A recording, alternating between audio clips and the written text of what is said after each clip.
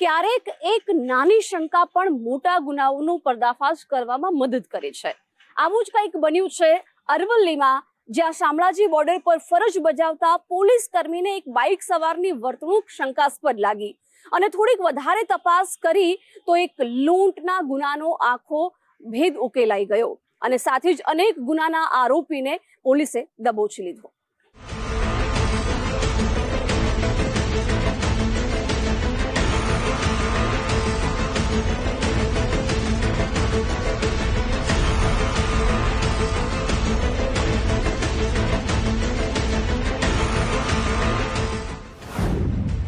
લૂંટના ઈરાદે નીકળેલો લૂંટારૂ police પકડમાં।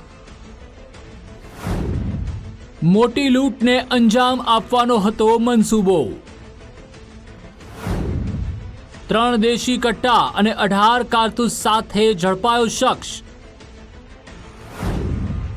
બાઇકમાં છુપાવીને લાવ્યો હતો હથિયાર। 4 શખ્સોની ટોળકી બનાવીને લૂંટને આપવાના હતા અંજામ।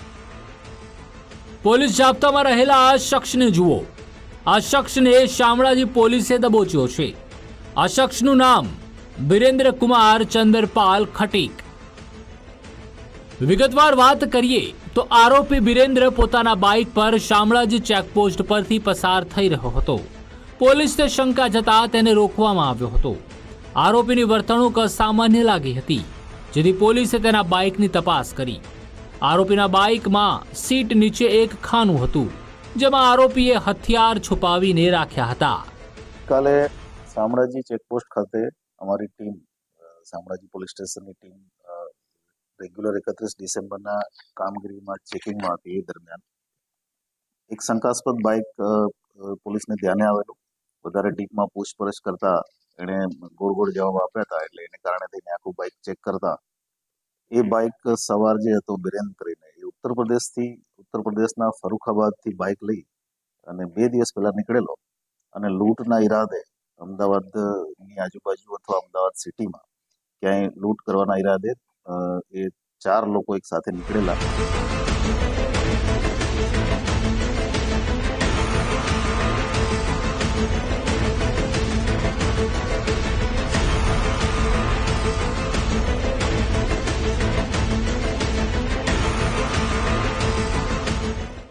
પોલીસ તપાસમાં સામે આવ્યું કે વિરેન્દ્ર કુમાર ખટીક એકલો કામ નથી કરતો, પરંતુ તેની એક ટોળકી છે, જેની સાથે અન્ય 3 સભ્યો પણ છે।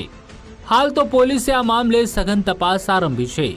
સાથે જ વિરેન્દ્ર કુમાર ખટીકના સાથીદારોને ઝડપી પાડવા માટે પોલીસે ચક્રો ગતિમાન કર્યા છે અને એમની પાસેથી અમે 3 કટ્ટા, દેશી ઇન્ડિયન મેડ ગન અને 18 જીવતા રાઉન્ડ કબજે કરેલા છે। આરોપીનો ઇન્ટ્રોગેશન અત્યારે ચાલુ છે। અમે કોર્ટ પાસેથી 7 દિવસના રિમાન્ડ પણ લીધા છે અને અન્ય આરોપીઓ એમાં પકડવાની કાર્યવાહી માટે એસઓજી દ્વારા તપાસ ચાલી રહી છે અને અલગ અલગ ટીમો અન્ય આરોપીઓ પકડવા માટે અલગ અલગ જગ્યાએ અત્યારે કાર્યવાહી કરી રહી છે। તમારી ટીવી સ્ક્રીન પર દેખાતો આરોપી કોઈ સામાન્ય ગુનેગાર નથી, પરંતુ મોટી લૂંટને અંજામ આપી ચૂક્યો છે। પોલીસ તપાસમાં સામે આવ્યું છે કે આરોપી વિરેન્દ્ર કુમાર ખટીક ગુનાહિત ઇતિહાસ ધરાવે છે। અમદાવાદમાં તે મોટી લૂંટને પહેલા જ અંજામ આપી ચૂક્યો છે। અમદાવાદના બોપલમાં જ્વેલર્સ શોરૂમમાં વિરેન્દ્ર કુમાર ખટીકે લૂંટ ચલાવી હતી।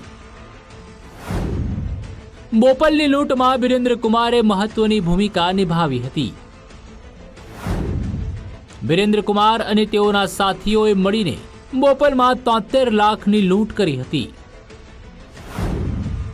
બોપલની લૂંટમાં પણ આરોપીઓએ હથિયારનો ઉપયોગ કર્યો હતો। આરોપી પર ચેઇન સ્નેચિંગના ગુના અને અન્ય 25,000ની લૂંટનો ગુનો પણ દાખલ છે। સાથે જ વિરેન્દ્ર કુમાર ખટીકના સાગરીતો પર પણ ગુના નોંધાયેલા છે। જે આરોપી અમે વિરેન પકડ્યો છે, એ આરોપી અગાઉ અમદાવાદ બોપલ ખાતે જાન્યુઆરી મહિનામાં 2025માં 73 લાખની લૂંટ, જેમાં ફાયર આર્મ્સનો પણ ઉપયોગ થયેલો છે, વિથ આર્મ્સ એક્ટ છે। 73 લાખની લૂંટમાં એની ધરપકડ પણ થયેલી છે જે તે સમયે।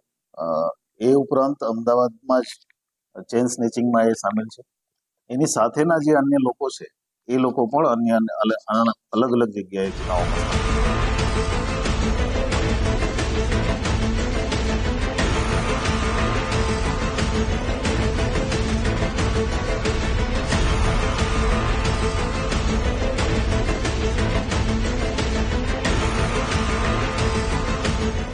પરંતુ વાત સામાન્ય નથી. આરોપી પાસેથી પોલીસને કંઈક એવું મળી આવ્યું છે કે પોલીસના પગ નીચેથી જમીન સરકી ગઈ. આરોપી પાસેથી પોલીસને 3 દેશી કટ્ટા અને જીવતા કારતૂસ તો મળી આવ્યા છે, પરંતુ સાથે સાથે આરોપી પાસેથી એક મોબાઈલ પણ મળી આવ્યો છે.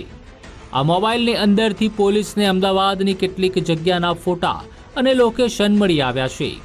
આ જોઈ પોલીસ ચોંકી ઉઠી, કારણ કે આરોપીએ આ જગ્યા પર લૂંટ ચલાવવાનો પ્લાન બનાવ્યો હતો.